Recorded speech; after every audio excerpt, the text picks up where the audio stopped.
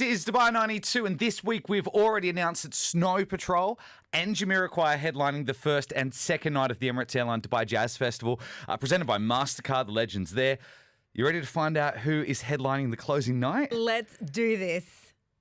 Mastercard presents the Emirates Airline Dubai Jazz Festival 2019 with Dubai 92 and produced by Dun Events. Performing on day 3.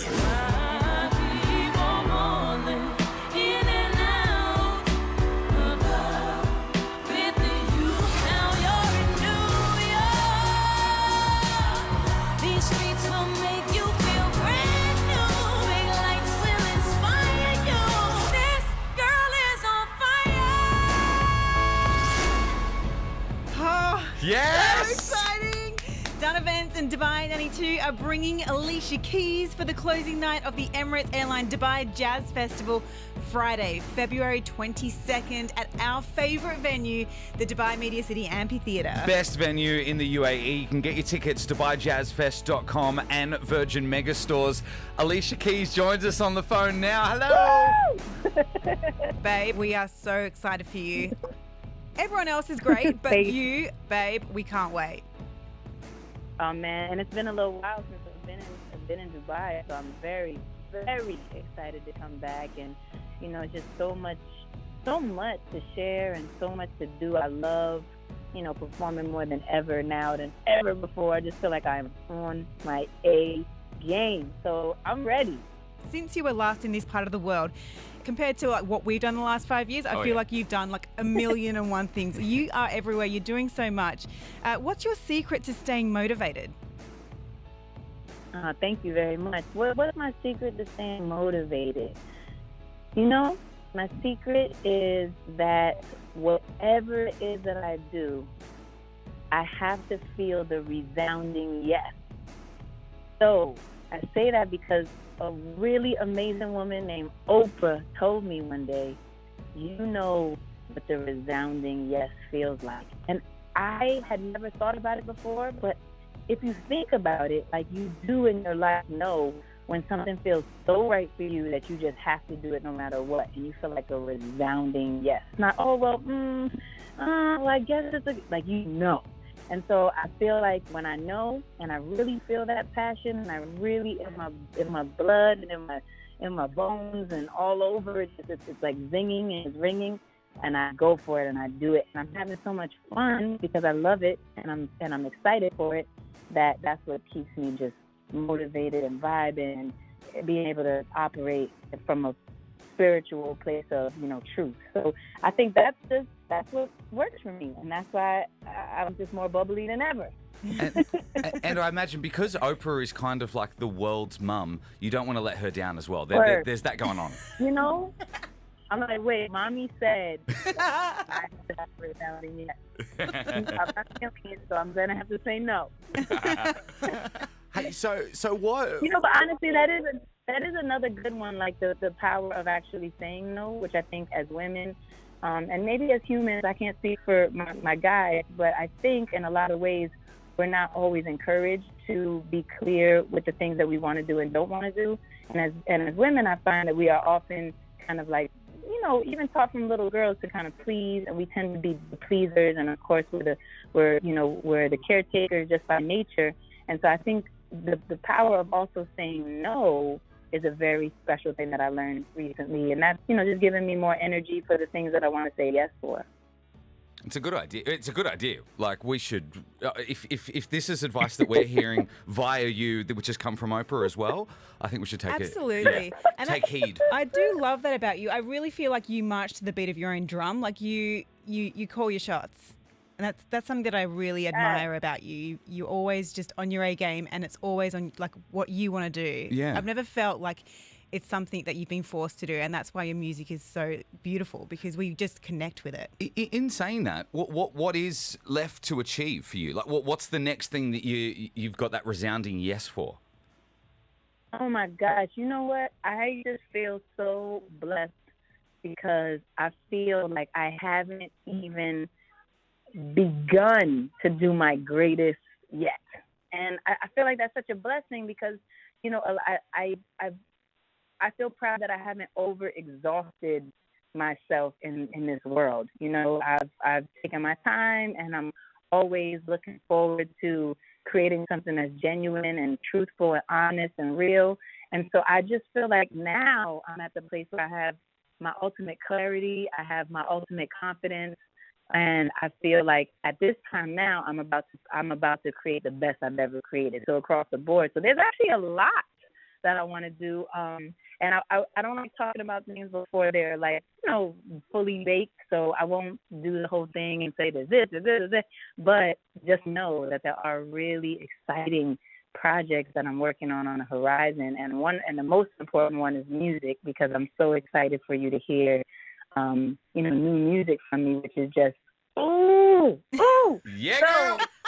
Yeah, girl. You know, it's just a good thing. It's a good thing. In fact, I feel like there's so much more to do, and there's so much more to be accomplished, in the sense of not just accomplishing for the sake of accomplishing a thing, but for things that I'm passionate about and that I'm excited to share, you know, with the people that love me. Yeah, I watched you in an interview, and you actually said the best stuff I've ever done is coming. So that really does excite us all. We can't wait for that. Yes. Thank you, Mama. Man, y'all be so fresh. Are you going to be there? Absolutely. Front row, babe. I've got to tell you, I'm actually getting married at the end of next year, and we've chosen your song as our first dance. So when I heard that you were coming, I felt like it was meant to be. I got goosebumps. I'm so happy. Which song did you choose? If I Ain't Got You.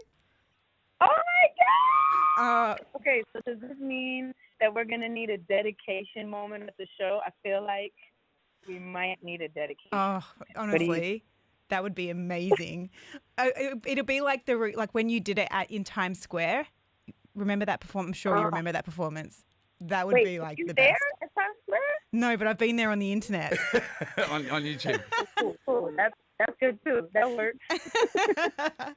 So on that, what was the reason, Nat, behind picking Alicia's song? Well, we were talking about it, and we were saying, so my fiance Jamie, he's born in 1989. He absolutely loves every one of your songs. He knows all the words to your songs. So I always catch him singing your songs, and I love that song as well, because I feel like it's one of those songs. It's timeless, but it's also something for a younger generation as well. It kind of spreads across all generations, and it's one of, the piano at the start it gives you goosebumps. It's a magical moment. So I just thought that's really kind of our song together. He loves it, I love it, we love you, and I feel like if my mum's on the dance floor, she's gonna love it. Yeah. If my best friend's on the dance floor, she's gonna love it. So I just feel like it really does transcend over generations. That's why I picked your song. That's amazing. I'm so happy for you. Congratulations. I'm so happy for you both. And thank you for choosing that as the first dance. That's a huge honor. That's the reason right there. Well, yeah. I don't know. Like, obviously, when you're writing your songs and everything, you don't write it for those reasons. You write it because you're feeling it. But yeah, that's the other reasons, like how it happens and why people choose it. I feel. Yeah, and it has touched you in a way. Yeah, and you're picking it for the thing. So how does that feel like for you? I know it's weird. It's weird, but I would never understand that. But how does it feel when songs that you write really reach people and really touch people in a way that can't even be described? No, I gotta say, it is the deepest, most pure honor, and that's what the dream is. The dream is definitely, of course, you're right. When I'm writing songs, I'm definitely expressing an emotion that I feel, and I'm putting it into words. But the dream is that you find out that you're not the only one that feels this way, or you're not the only one that this is important to, or and then when we see that and how that transcends to many, many people and for their personal stories. That's what makes it so amazing, because no story is the same as another. And when you get to experience these people's stories about how this song that you wrote for what you thought was just kind of your personal emotion transcends like that, it is undescribable. It totally gives me those same chills that you feel. Mm-hmm. I feel like I want to cry, happy tears. And it's just like it's the dream. It's like exactly the dream. So it's so beautiful. That means so much to me. Nice, I love it. The only thing is, once you see the dance, you may feel different, I suppose. Oh yeah, now that's part. You don't see the dance. Don't look at the dance. Just be told about it, and it's wonderful. Feel the music. We love Pricey, we do, but you are not the best dancer. Your girl's got no rhythm, Alicia. She's got none. I'm going to have to tell everyone to close their eyes on the microphone before. But they don't care. Like, they literally don't care that you have no rhythm, which is also why you picked a really good song, because you can generally just sway left, right, side. You can be like, and like it's really sweet and it's beautiful and you're good and y'all gonna be crying and all your family's gonna be boo-hooing and it's just gonna be a vibe. Like, you're good to go. I love you. I think you're great. Hey, before we let you go, and I know that you want to ask Alicia this as well, Pricey, like speaking of marriage, while we're talking about weddings and that kind of thing, I've read somewhere that Harvard Business School wants to do a case study on your marriage? Well, it's not quite on marriage. That would be interesting. That would definitely be interesting. But they are in the process of doing a case study on both me and my husband's life. And so, but they paired it together to kind of show the similarities of our trajectories and the ways that we have different things that we focus on. And so, yeah, we're actually in the process of doing that right now, and it is going to be a real live Harvard case study. We're bugging. That's going to be awesome, man. I can't wait. Hopefully we'll get to watch it over here in Dubai. So I've heard that you guys don't actually argue about anything. You sit down and discuss everything. What's your secret to a happy marriage? Because obviously we're getting married next year. Yeah. Do you have a secret? What's your advice? Well, let's see. I do have some advice. Okay. One of my pieces of advice is that you have to know from the beginning that I find he may be different who you're marrying, but I find that a lot of times men aren't necessarily the greatest communicators.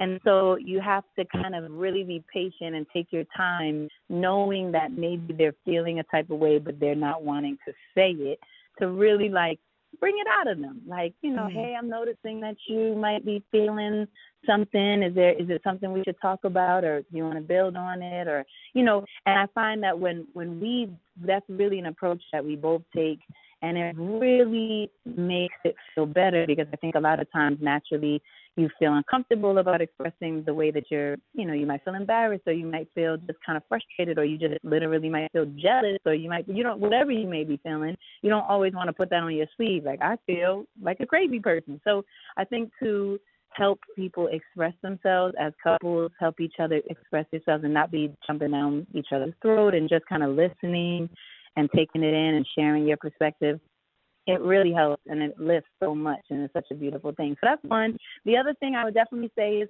trying to make sure that you, make sure that you're taking time to be with each other, because I think that happens naturally, like as two busy people and people who have careers and who are working. We're all excited about our projects and things like that, but we've got to stay close, and so that's a big one too, just making sure that we have the actual physical time to be together.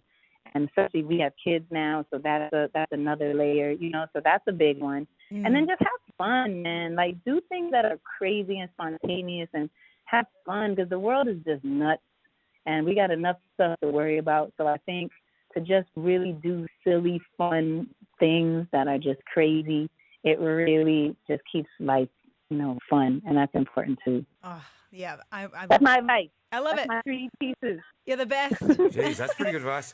Like, you should have charged for that, if I'm honest with you. Thinking that. I know. I feel like at the show. Yeah. So you can add accomplished musician, actress, and marriage counselor, author as well, marriage counselor and psychotherapist to the resume. Yes. What a talented Honestly, girl. that is number 5 right there.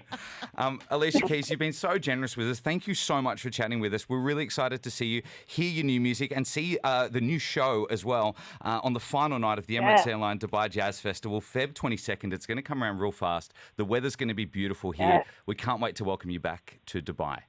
Wow. I cannot wait to come back. Thank you so much for your love, and everybody who's listening, thank you for your love. I feel it. I never forget it. Every time I come, there's a real pure energy. So we are going to have a ball. Nice. So I'll see you soon. We love you. Thank you so much.